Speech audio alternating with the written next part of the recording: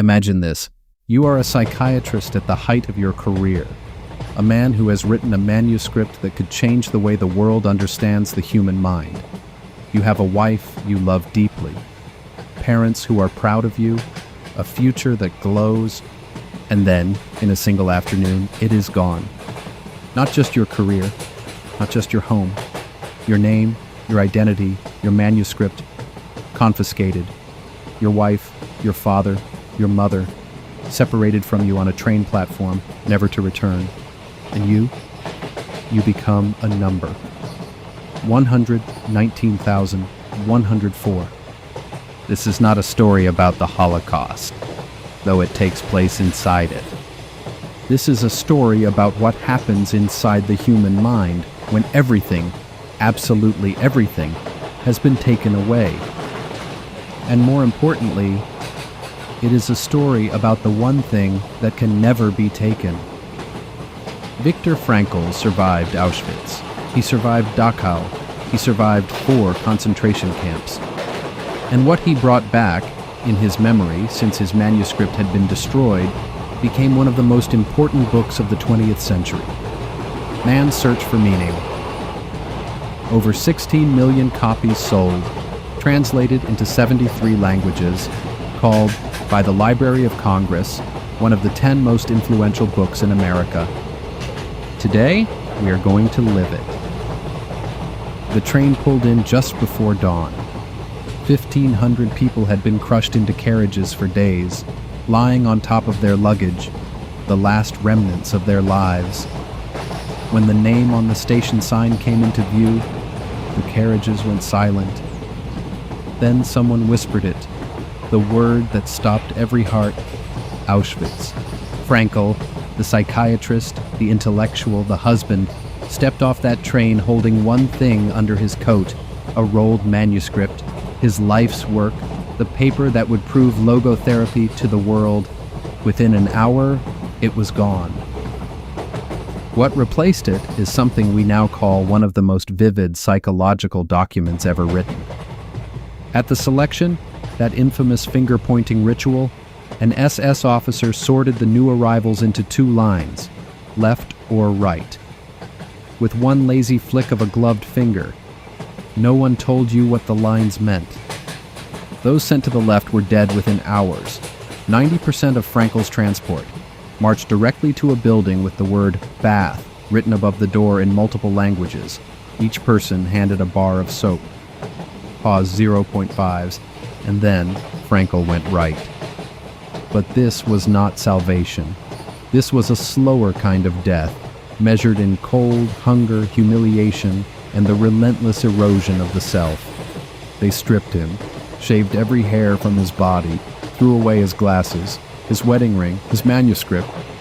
They replaced his name with a number tattooed in ink: 119,104.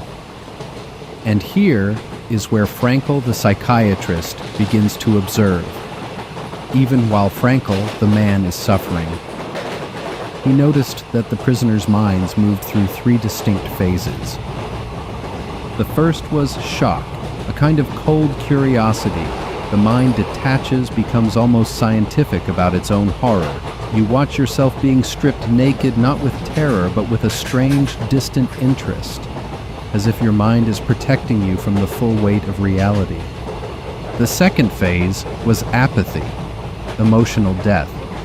Not because people stopped caring, but because caring hurt too much. When a fellow prisoner was beaten, you didn't look away, you didn't flinch. You had simply learned, somewhere deep in your nervous system, to feel nothing. Frankl tells the story of arriving at a new camp after a harrowing journey and hearing that it had no crematorium. The prisoners danced. Think about that. No gas chambers was cause for celebration. This is what suffering does to the scale of human joy.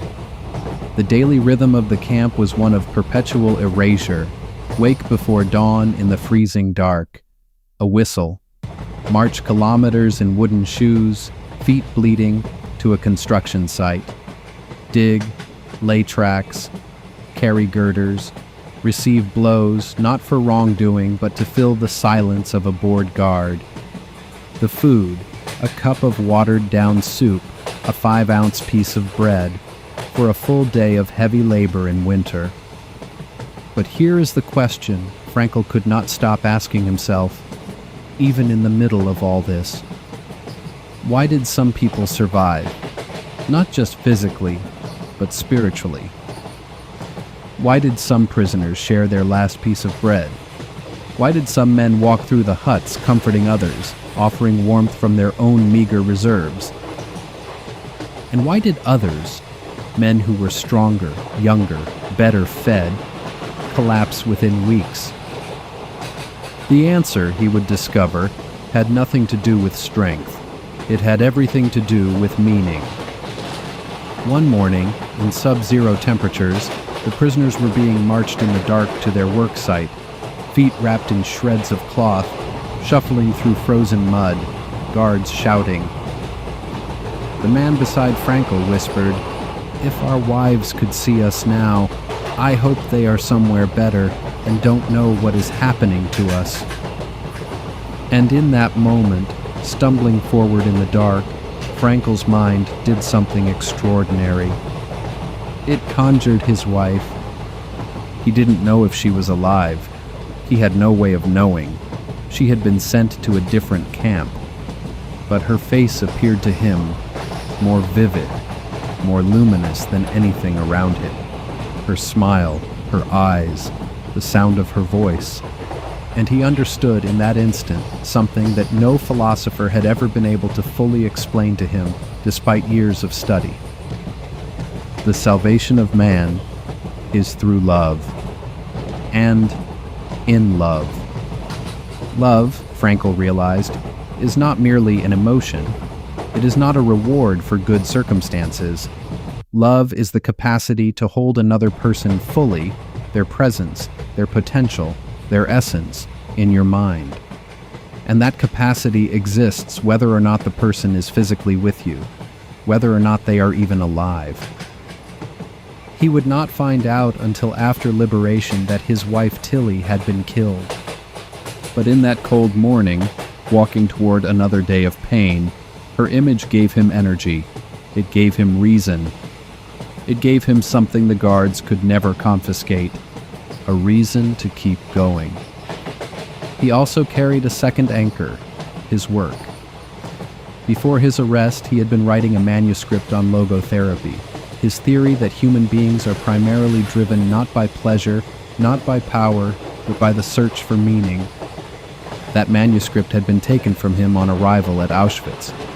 But here in the camp, sick with typhus, starving, half dead, he began to reconstruct it, on tiny scraps of paper, in the margins of whatever he could find.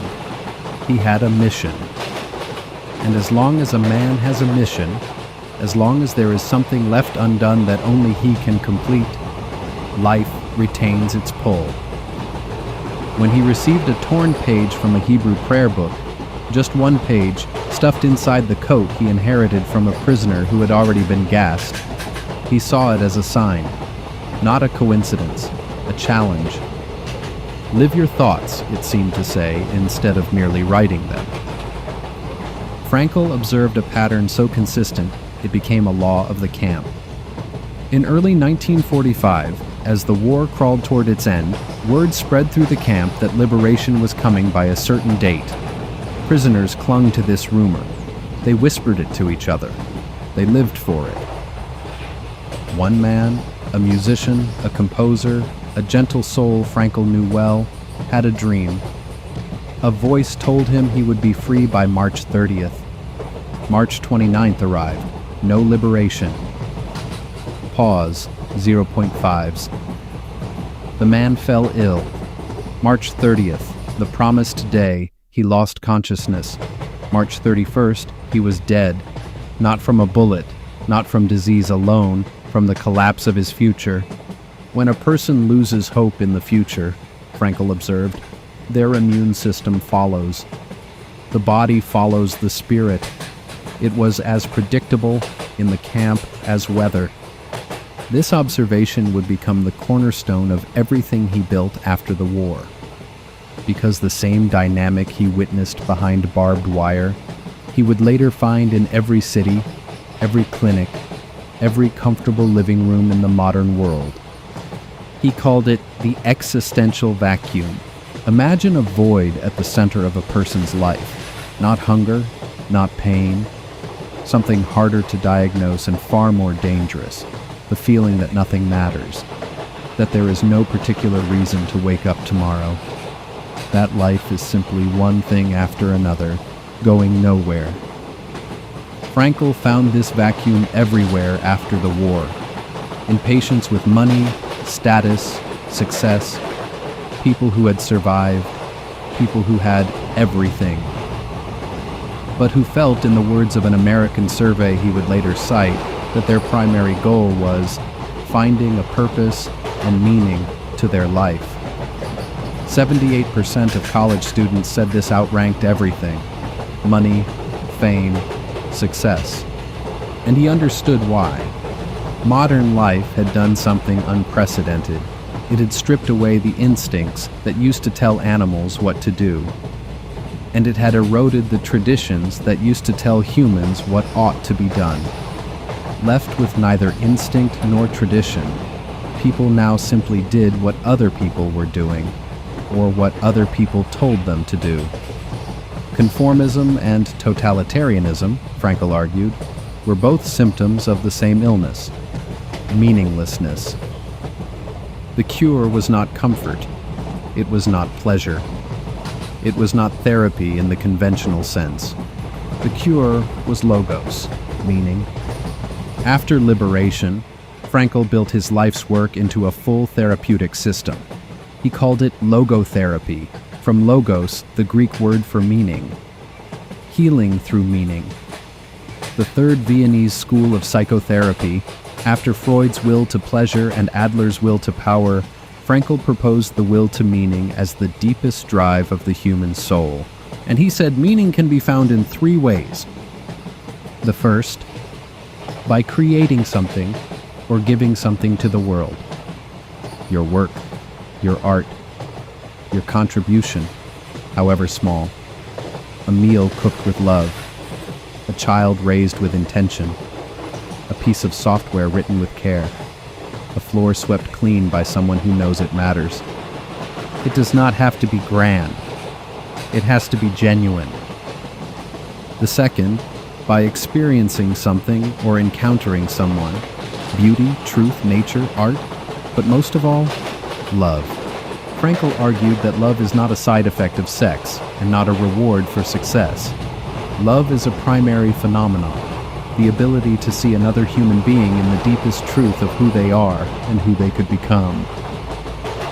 And that vision, that act of loving attention, is itself a source of meaning. He tells the story of an elderly doctor who came to him in inconsolable grief. His wife of many years had died 2 years earlier, and he could not recover.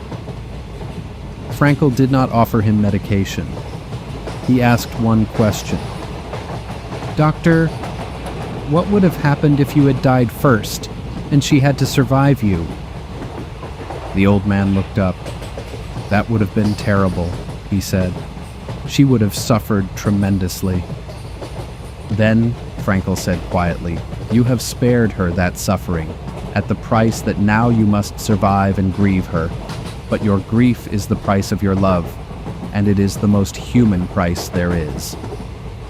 The old man shook his hand in silence and left.